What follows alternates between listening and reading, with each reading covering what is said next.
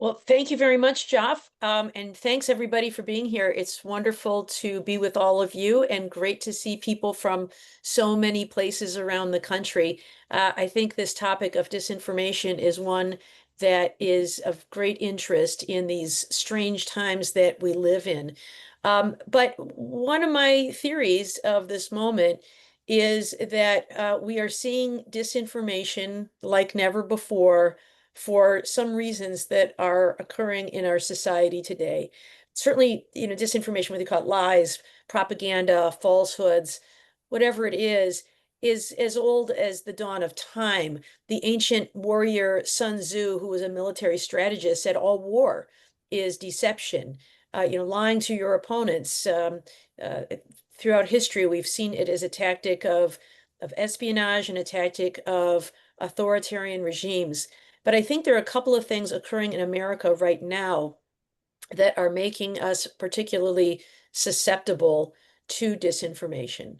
One of them is technology.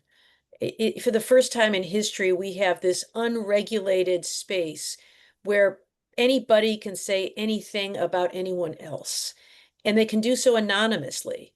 So if you want to say something disparaging about a public official, you could just make it up. You can use a fake name and you can put it out there. And there are people who will believe it and amplify it.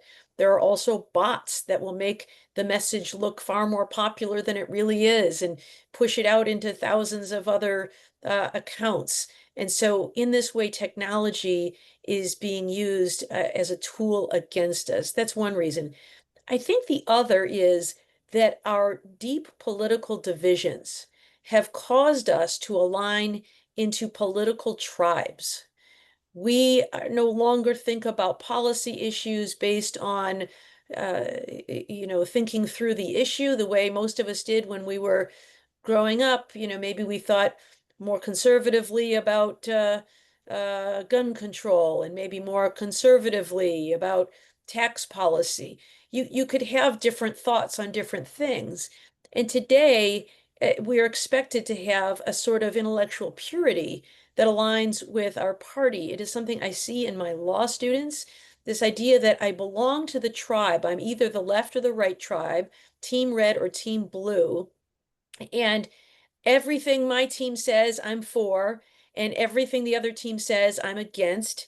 And I'm even willing to go so far as to agree with things I know to be false so as to uphold my membership in my team. And it's why I think you see people saying things like stop the steal. Members of Congress who most certainly knew that the 2020 election had not been stolen, nonetheless refused to certify that election because they wanted to protect their membership in Team Red and make sure their voters knew which team they were on. So I think these two factors, technology and tribalism, are what are causing our society to fall into uh, this abyss of disinformation. And it is something that I think is contrary to everything that a democracy stands for. Our founding fathers said that democracy depends on an informed electorate. Well, what happens when we have a disinformed electorate? That makes it very difficult for us to make good decisions. And one of the things that can happen when people don't believe anything they read online is that they tend to get exhausted and cynical and then numb and to disengage from politics altogether. I can tell you that I have a number of students who say things like, I don't pay attention to the news. It gets me too upset to see all of the things that are swirling around, all the lies, all the perspectives that are just so based on such falsehoods. But that's right where an authoritarian wants you, disengaged from the political process, not voting at all. They don't want you to vote because if you vote, you might vote for the other guy. And so if you are disgusted with everything you see and hear, that's good for the authoritarian who wants to dismantle and destabilize democracy.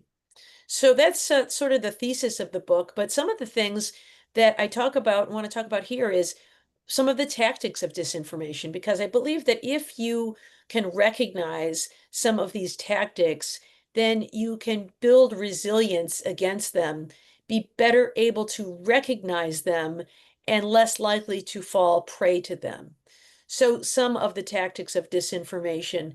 There is one that goes back at least as far as Adolf Hitler, and that is this idea of declinism. Suggest to people that they live in a nation in decline. Everything is awful. For Nazi Germany, it was following World War I, and so people were told by Hitler that their nation was the laughingstock of the world.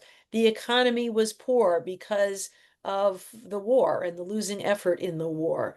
That the economy was bad, that things would never get better, that only bold new ideas could save the country from ruin. And the beauty of declinism, of course, is it allows for a number of things like scapegoats and drastic measures. So in Hitler's Germany, the scapegoats were Jewish people. The drastic measures were the suspension of the Constitution. And this is what enabled Adolf Hitler to gain power so quickly and to do such horrific things. Now, in our country, we haven't seen the horrific things that Adolf Hitler did, but we have seen some echoes of this strategy of declinism. I mean, if you listen to the speeches of Donald Trump, you will hear him talk about a nation in ruins, American carnage, cities in ruins, crumbling factories, crime rates off the charts, when in fact, crime rates are down in recent years. And so to describe all of this as awful allows the pointing of scapegoats. Today's scapegoats are immigrants and the transgender community. They are to blame for all of our nation's woes. DEI is to blame for all of our nation's woes because minorities and others are getting special treatment that is undeserving of them. And so some of these ideas are the same ideas that we saw with this declinism. But in drastic times call for drastic measures. And so Donald Trump says things like, only I can fix it. And that when the safety of the nation is at stake, the president doesn't have to follow any laws. And that maybe he doesn't have to abide by the rulings of the Supreme Court. So this idea of declinism and scapegoats and drastic times call for drastic measures is certainly a tactic that we've seen before in history. Another is something that's called the either-or fallacy. This is a tactic that we see debaters use all the time. It's something I learned as a lawyer, to suggest that there are really only two sides to any argument. There is no middle ground. There are no shades of gray. There is no nuance. It's simple. It's us versus them, red versus blue, Republican versus Democrat, conservative versus liberal. There are only two sides to an equation, and you're either with us or against us. And in this way, you can demonize your opponent and suggest that they are the worst politicians who've ever walked the earth. And to follow them is to follow our country into ruin. And that is something I think we see both political parties engage in. It is something popularized by James Carville on the Democratic side and Karl Rove on the Republican side. The idea that you need to ignite your base and get them to turn out for elections rather than cultivate the middle ground with swing voters. Swing voters are dangerous. We want swing voters to be turned off and to stay home because they might vote for the other guy. So we want to create double haters. If they hate both of us, that's great. We've neutralized them. They're not going to vote for anybody. But what we really want to do is fire up our base to show up. And so we want to portray our opponent as the worst thing that ever happened, that they hate America, that we will see a decline of America as we know it if those awful demons are elected into power. Another is the part whole fallacy. This is another debater's trick to suggest that if part of a group thinks something, then the whole group thinks that same thing. We saw this during the George Floyd protests when some people were saying that the police should be defunded. There are certainly people who are appalled by what they saw happen to George Floyd, who most certainly did not want to defund the police and who respect the police and appreciate the police. And yet, painting with a broad swath with the part whole fallacy, if one person in a particular party said defund the police, then that statement is then attributed to everybody who shares a political affiliation with that. So, the idea that Joe Biden wanted to defund the police or that other members of his party wanted to defund the police were a complete fallacy. And yet they were pushed because there were some members of that party who were advancing the claim that the police should be defunded. So these are some of the tactics that you'll see disinformers use. There are a number of other ones in the book, but I think if you are aware of them, when you hear them, you will recognize them. One last one is distraction. When things are not going your way, when things are bad, distract with outrageous claims. There was Vladimir Putin, when things get hot in Russia, will start doing things like attacking the gay community and saying outrageous things. We saw the same with Javier Bolsonaro in Brazil. And in recent times, when people are talking about the stock market or how tariffs aren't working well, we might hear references to invading Greenland or taking on Canada as the 51st country, or 51st state, or a third presidential term for Donald Trump.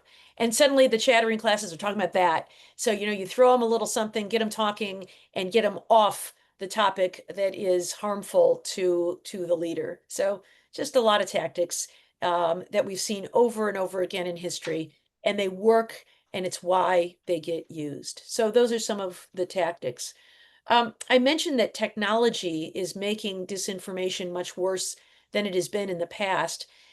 We know from Robert Mueller's report in 2016, when he investigated connections between Russia and the Trump campaign, that Russia has been deeply engaged in election interference through disinformation techniques for at least a decade. Some of the things they did back then were at the height of technological advancement at the time, things like creating false personas on social media, pretending to be ordinary Americans or activists, and then pushing claims with the goal of sowing division in society, of undermining confidence in free and fair elections, and in advancing the cause of their favorite candidate, Donald Trump over Hillary Clinton. That was the conclusion of Robert Mueller. And some of the things they found were fake social media accounts on Facebook, X, which was then Twitter, YouTube, and other social media platforms with account names like Blacktivist or Heart of Texas, Army of Jesus, United Muslims of America, groups all across the political spectrum, some that looked like they were members of the right, some members of the left, every demographic group you could imagine, starting many months before the 2016 election and building huge banks of followers.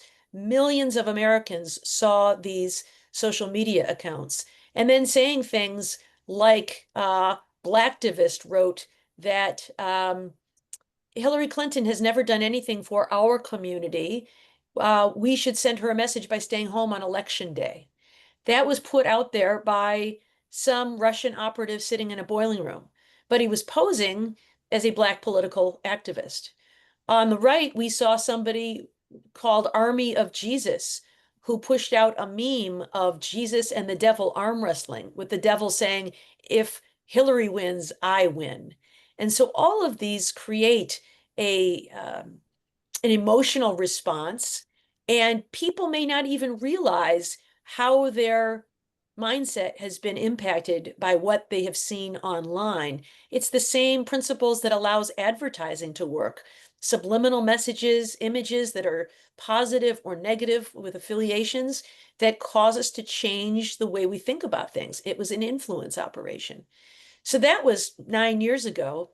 Here we are in 2025, and now the technology has become even more advanced with artificial intelligence. They're able to make what are known as deep fake videos, audios, images that show people doing or saying things they never did or said. During the 2024 election, we saw robocalls pushed out that sounded like the voice of Joe Biden, urging voters to stay home on election day. Except he never said those things. They were generated with artificial intelligence by sampling the large language model of all of his speeches that are out there on the internet they were able to replicate his voice to make it sound like it was Joe Biden urging voters to stay home from the polls. It even threw in a few malarkeys for good measure to make it sound like Joe Biden. There was also an AI generated video going around showing Kamala Harris on the campaign trail, real images of her with a fake voiceover. Again, it was the real voice of Kamala Harris built by samples in the large language model of all her public speeches that are out there.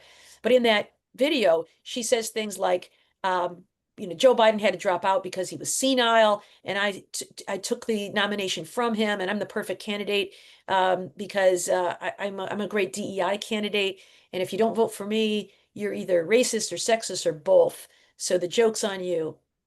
All of these things have an impact. And so I worry about how that technology might continue to make deep fakes even more effective in the future.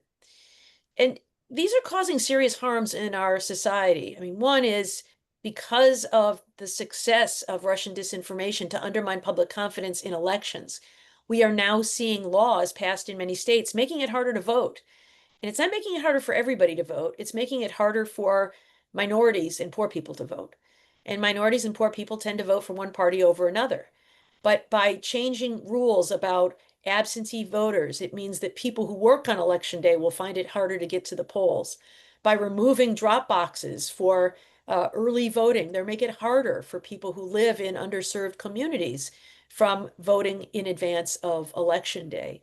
And so all of these are having a disparate impact on people of color and lower income voters. It is also harming, I believe, our democracy and our national security. Since World War II, it has been the foreign policy of the United States to lift up democracies around the world. And when we saw the Stop the Steal movement that resulted in the attack on the US Capitol on January 6th, other democracies looked at it and saw that the world's model democracy was failing. In Russia, there was an official who said that January 6th proved that American democracy was limping on both feet and near its end.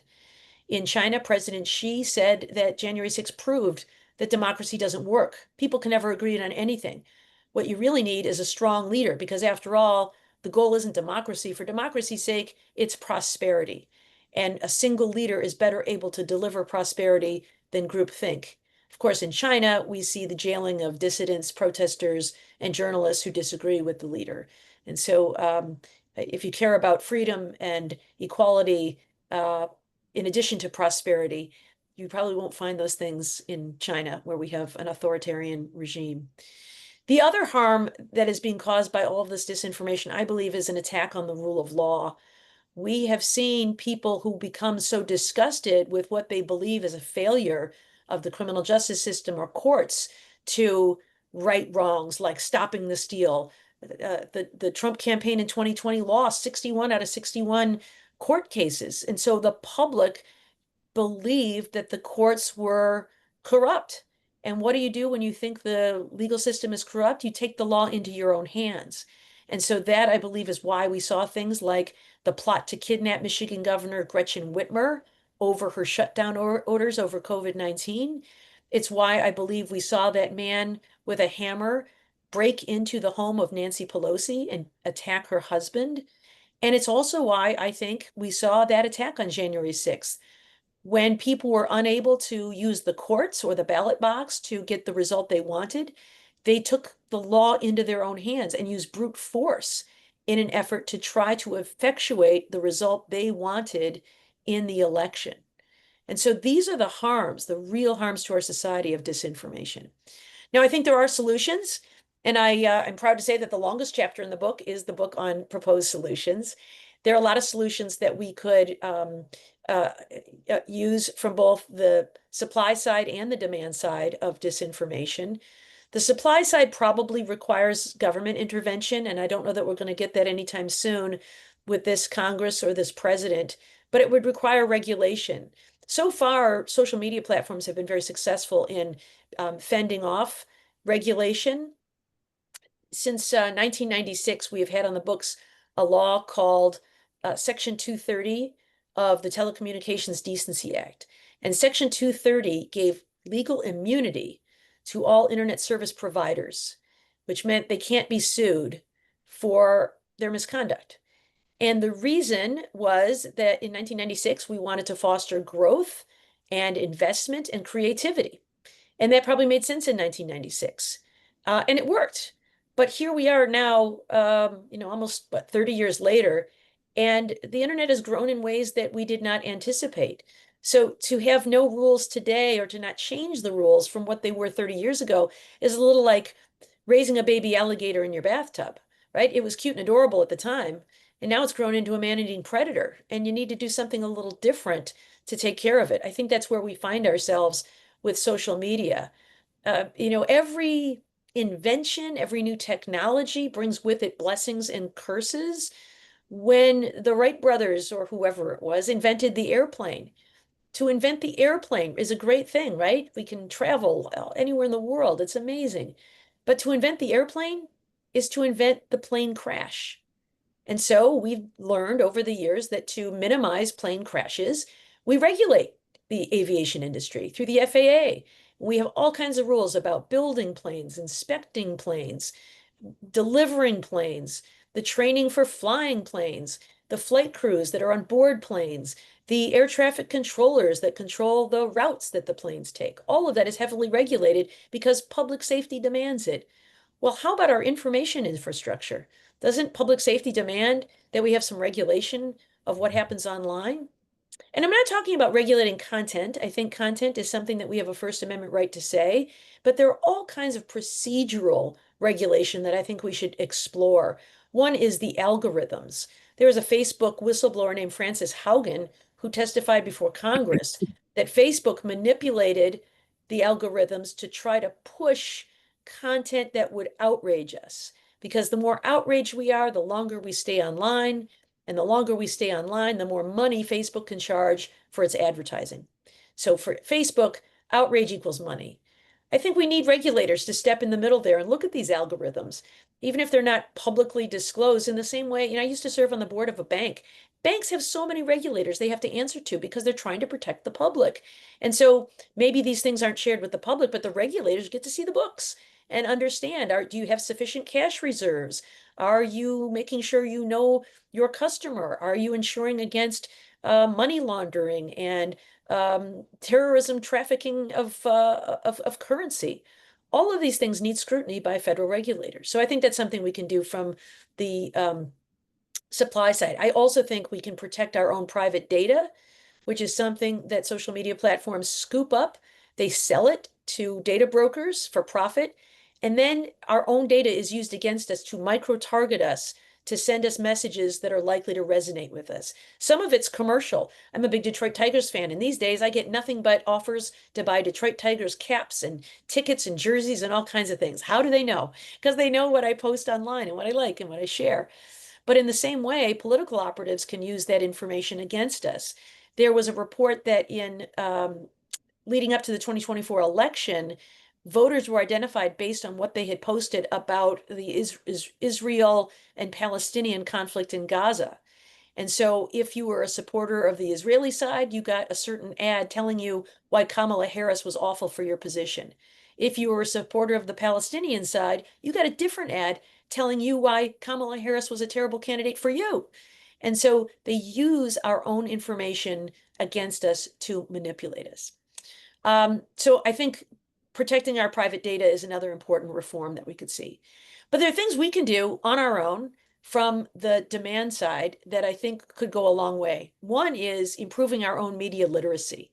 And I talk in the book at length about some of the lessons we can employ to be more media literate. Finland is a country that has been bombarded by false claims from Russia for decades because of their close proximity. And they've implemented media literacy in their schools to help students think critically about what they're reading and seeing and consuming.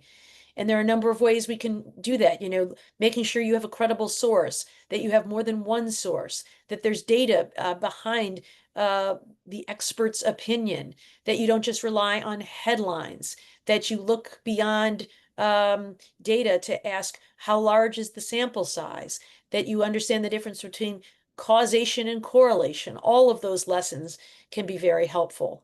I think we could improve in our country civics education, which has taken a real backseat in the push to improve STEM education. Students are no longer learning the importance of civics, the separation of powers, co-equal branches of government. And without that knowledge, I think it is easier for us to be manipulated about presidential power and other kinds of things. And I think the last thing I would say that we can all do is that we can avoid the kind of tribalism that is contributing to the epidemic of disinformation in our society. We can demand truth. We can speak out when truth even opposes our own team. If there is something of for the people who for so long denied, for example, that Joe Biden was suffering from some harm to his mental acuity. They didn't want to damage their team. That was a disservice to the country. You have to accept the truth, whether it's good, bad, or ugly, and regardless of how it affects your team. And so I think that the most important thing I'd like you to take away from today is the importance of choosing truth over tribe. I think we might be at 25 minutes there, Joff, so I'll stop and turn it back to you for further proceedings. Barbara, that was terrific. Thank you very much. So at this point, I think we should open this up for questions for Barbara. And I will start with the first one. There's so many I could ask, but I mean, one of the things that struck me when I read your book, when I started your book, I thought that what has happened in our country over the last few years is got to be some sort of black swan crazy fluke. But when I read your book and you just summarized a lot of your book, it now seems what has happened, the current state of affairs, is inevitable with all of these drivers. I was wondering, I mean, do you agree with that? Yes. I think that at any moment, we have always had and continue to have the power to change that outcome. But I do think that in light of the technology that allows it and the tribal politics that motivates it, it does feel that this moment was inevitable. Yes.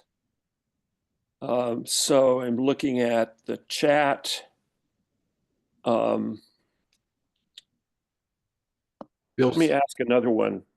Um, if you were to write your book today, I know your book just appeared recently, but things are changing so fast.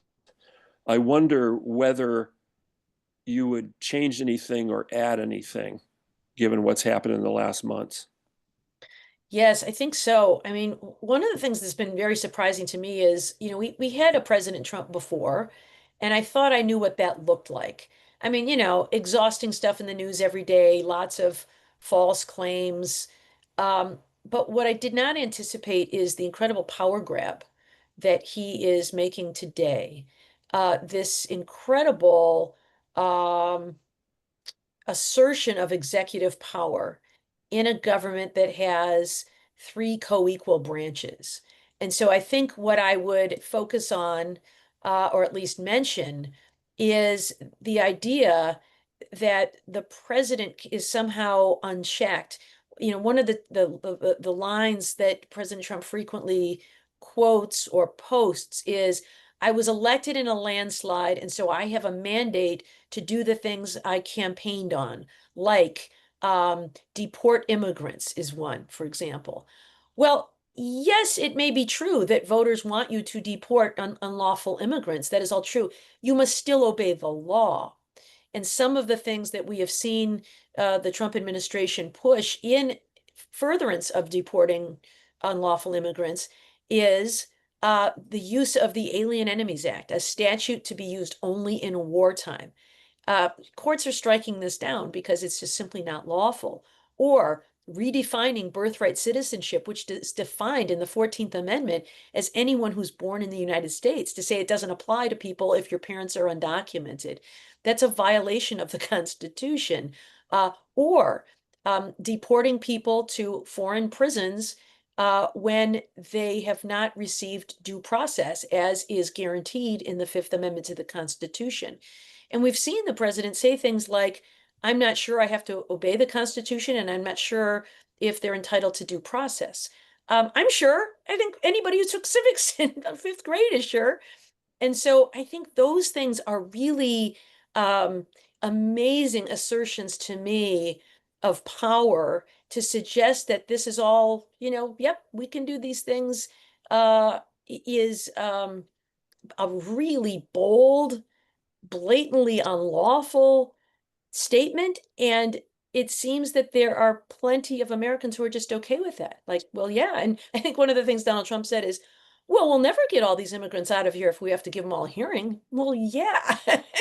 And that's maybe so. But, the Constitution is not something that can be ignored in moments of inconvenience. And so I think that is the thing that has been most breathtaking for me in the past few months. Thank you. Bill, question. You're muted.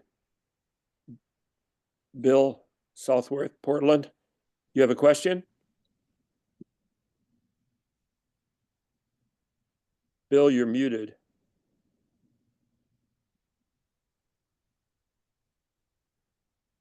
Barbara, I've worked with most of the former Soviet Union countries after the Berlin Wall came down. And the purpose of my being there was to get them to begin to understand another way of governance and another way of Yep. looking at things.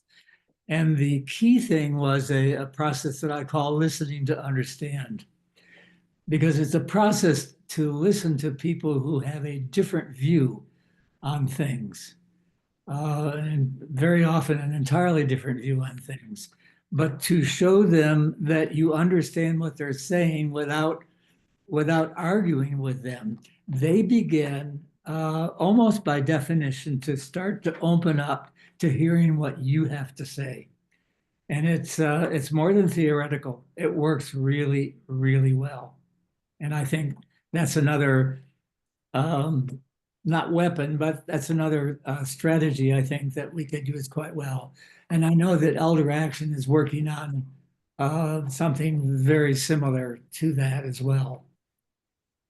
Yeah, thank you for that. I spoke to a group of social workers recently, and they had similar feedback that there are listening techniques that you can use that will really help people be receptive to a conversation. And Bill, if you have any resources on that, I'd love to see it, whether there's a book or articles that are sort of how-tos on that. But I know some of it is being genuinely curious, showing respect, listening before speaking, and then maybe just asking questions about, what is the basis for your opinion? What is the evidence for that statement? Because after a while they realize there is none. And that is where people can change their minds. Also being patient, that you can't necessarily change someone's mind in one conversation, but if you can open up that dialogue and maybe plant some seeds, that those could continue to grow over time. And maybe one person at a time is how we do this. I don't know about you, but I've got people in my family or circle of friends who have disappointed me with their viewpoints and allegiances that are not based on a whole lot of fact, but based more on vibes and feeling. And if you begin to have conversations, you realize that their opinions are not based on a whole lot of fact, and maybe you can get them to reconsider their views that way. But if you have any I do. resources, Bill, I'd love to I've know written them. a whole thing on it. Yeah.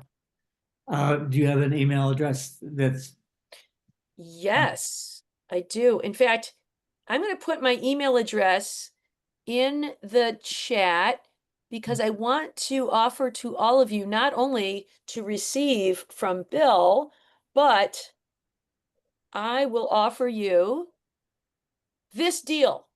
If you have bought my book or promised to buy my book and you would like a signed book plate, I will send you one. My publisher made up these little book plates that you can stick into the front of the book.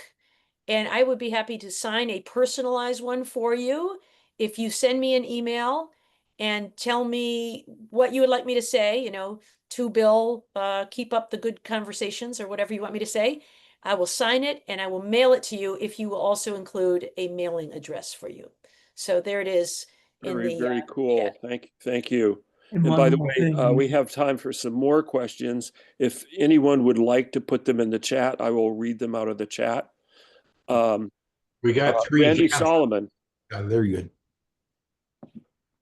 go. Hi, thank you. I thought it was just a fascinating talk you just gave. I picked up on a couple of times you used the word disgust, and made me think about, I don't know if you know of it, but Robert Sapolsky's book, Behave. And anyway, that's about, I'm a psychiatrist, neuroscientist, so I'm very interested in the interface of everything you've talked about and human brains and what happens in the brain in terms of, without trying to get too wonky, there's a part of the brain he talks about called the insula. And the insula is the part that if we smell something awful, there's a physical disgust mechanism, and it can be rapidly hijacked by moral disgust. So I just was wondering whether you know about, or just the idea of, in an effort to try to address and combat this scourge of disinformation, that the intersection of looking at the neuroscience of what happens in the brain, why people feel this sense of disgust, which I think is very interesting, is located in the exact same region that codes for, if you're in a sewage plant, you recoil from that, and that's what lights up with moral disgust. And so it creates this us and them. The them is always disgusting. And it's a very powerful emotional signal. So I intend to get your book. Certainly a great deal of interest now in all of your thoughts about this, but whether this is an area that you have talked to anybody about, or as a way forward to trying to reshape brains in a way that allows people to move, for instance, not only disgust, but move away from disgust, moral disgust. Yeah, it's a fascinating insight. Only a little. I do have a chapter in the book called, like why it works. And there's a researcher who does look at disinformation from a psychological perspective named Matthew Facciani. And so I've talked to him, and I read a number of books about some of the biases, the cognitive biases that we have that cause us, we're wired for conspiracy theories. We have confirmation bias. We suffer from cognitive dissonance when the message and the messenger don't match up. So I talk about some of those things that make us susceptible to believing disinformation, but not a lot about how we might rewire or address solutions regarding the way we think about things and react to things. So I think there's room for some work there, and I think that's fascinating. Yeah, thank you. Thank you very much. Really very informative. Jose Ramos, you're muted, and do you have a question?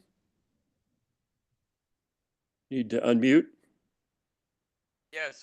So Barbara, look, everything you said, we all agree with it. My question is, we're also living in a world that oligarchs and multinationals are getting together with recognition that they can overpower governments, Yeah. and especially the United States. So that's what I'm looking to see what we can do. They've neutralized individual citizens, and so the balance of power between them and us is just so disproportionate. Is there anything you can advocate for overcoming that? Well, I agree with you. I think that is a huge problem. And one of the challenges, and I think one of the reasons we've seen it become so acute in the United States in recent years, is the 2010 US Supreme Court decision in the case called Citizens United, which is Yes. the case that removed limit, it said corporations have First Amendment rights, and you Yes. cannot limit the amount of contributions from Right. organizations. And so that opened the door and the floodgates to super PACs and dark money. So I think we need to do some things about those, because what that does is it creates this cycle, I think, of mega donors who can buy an election, and then the person who's elected owes them, right? And they want to keep getting the donations. So we see this in Russia, where the oligarchs, you get the energy industry, and you get the metals industry, and you get agriculture because you're my big donor, and I'm Right. gonna give you the spoils of this whole industrial segment. I think there's some things we can do, but I really think pushing back against those things is the place to start. If we could limit the amount that any one individual or entity can contribute, that would help. I mean, look at Elon Musk. He put something like $270 million into Trump's campaign. No wonder he got a seat at the table. And he gets all of this favorable treatment for his various companies with these multi-billion-dollar contracts with Starlink and the Boring Company and all the other things that he And a owns. $52 billion salary that allows him to buy his own stock on Tesla, even though the company is failing in sales. Yeah, so I think a way to start to break that cycle would be to go after these campaign contributions. So Citizens United is a Supreme Court decision. This court, the Roberts Court, with a few changes, a few change in personalities, ruled that the First Amendment requires that. And so I don't see this court overturning that decision anytime soon. But I have seen a proposal from Senator Jeanne Shaheen of New Hampshire to create a constitutional amendment to overturn Citizens United, to say that even if this is what the First Amendment requires, we carve out an exception and say that campaign donations may be limited to a certain dollar value, so that we can fulfill the promise of one person, one vote, and we don't give anyone outsized influence in any election. I think that's huge. I also think that that's a big order to amend the Constitution. We've done it 26 times in our nation's history. No reason we can't do it again. There is another thing we could do, I think, which would be to require disclosure of the identities of donors to super PACs. They get these names like Grandmothers for a Red, White, and Blue America, but it turns out it's like one guy who wants to be able to keep his smokestacks in a community, or it's the NRA hiding behind some lovely patriotic sounding name. So I think if we could find out, do those two things or one of those things, that would help a lot to breaking down this outsized influence that we now have billionaires who can buy a candidate and then receive the spoils, so that they each scratch each other's back to stay in power. And that, I think, is really harming the democracy and the vision of equality for all Americans. Barbara, I agree with that, and I think long term, that's definitely the way to go. The challenge we have is that the boat is sinking right now. We won't have any time to get any kind of constitutional amendment through. I'd say that by the end of this year, if we can't have an impeachment and put ourselves on the right track, we're in trouble. We're in deep trouble. So, I mean, we don't have the luxury of availing ourselves of those kind of suggestions. I just don't think I don't think we expected an environment where people were willing to give up their loyalty to the Constitution so readily. Right. I probably need to stop questions here because we're over on time. But having said that, there's one question in the chat I still would, despite that, Barbara, I would like you to address. Okay. And that is a question about what do we do when we are having a conversation with somebody with whom we deeply disagree. There is a recommendation from various sources not to really take on a disinformation that's spouted by someone else. What are your thoughts about that? Yeah, I disagree with that. I think that one, we need to push back against disinformation, because if you allow lies to fester, they become believed. Joseph Goebbels, who was Adolf Hitler's chief propagandist, said, "A lie told once is a lie told 1,000 times becomes the truth." And so I think it's important that we push back against it. I also think that I've read that the most influential forces in our lives are the people closest to us, our family, friends, and neighbors. And so I think that if we who are trusted messengers can explain to them that no, that's not true, or the things we were just talking about listen to be understood, listen first, ask what the basis of their claim is, and help them to see that there is no there, that it has no basis, but it might take some time to get there. But I don't think we should shrink from that responsibility. I think it's easy to just sort of dismiss people as kooks, like, oh boy, he's gone down, he's drunk the Kool-Aid, he's a lost cause. I don't think anybody's a lost cause, right? There are no throwaway humans. And especially those closest to us, maybe we have a responsibility to try to get through to them. So I love Bill's idea about, listening to understand first.